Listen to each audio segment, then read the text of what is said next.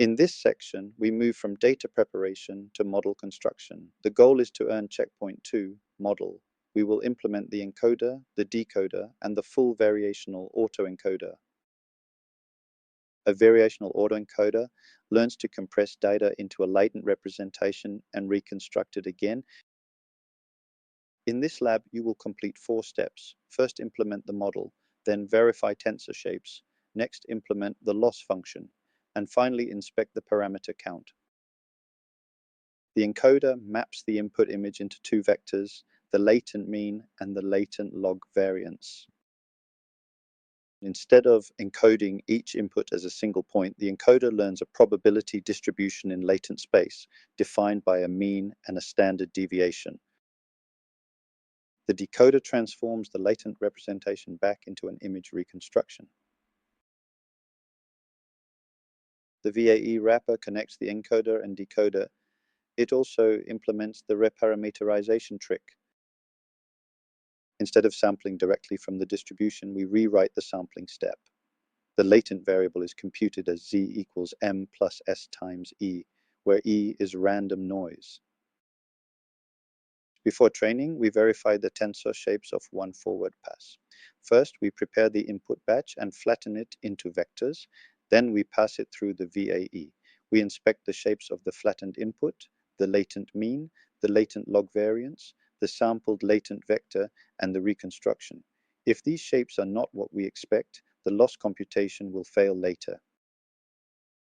The VAE loss has 2 components. The first is the reconstruction loss. It measures how close the reconstructed output is to the original input. The second is the KL divergence. This term regularizes the latent distribution so it stays close to a standard Gaussian. The total loss combines both terms. In this implementation, we can also scale the KL contribution using beta. The VAE loss has 2 parts. The reconstruction term ensures the output stays faithful to the input.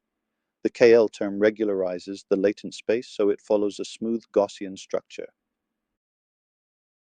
Finally, we count the number of trainable parameters in the VAE. This gives us a compact measure of model capacity. A larger parameter count means the model can represent more complex patterns, but it also increases computation and training cost. In exercise C, you briefly justify your design decisions.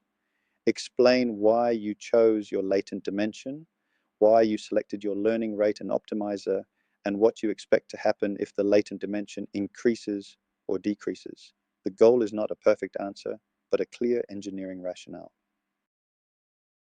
As an optional challenge, you can introduce a coefficient beta that scales the KL term. The total loss then becomes reconstruction loss plus beta times the KL divergence. By adjusting beta, you can control the balance between reconstruction quality and latent space regularization. When beta is smaller than 1, the model focuses more on reconstruction quality. When beta is larger than 1, the KL term becomes stronger, encouraging a more structured and disentangled latent space. You pass checkpoint 2 when the forward pass runs, the loss computes without errors, the tensor shapes are correct, and the parameter count prints successfully. Once checkpoint 2 passes, training becomes repeatable engineering.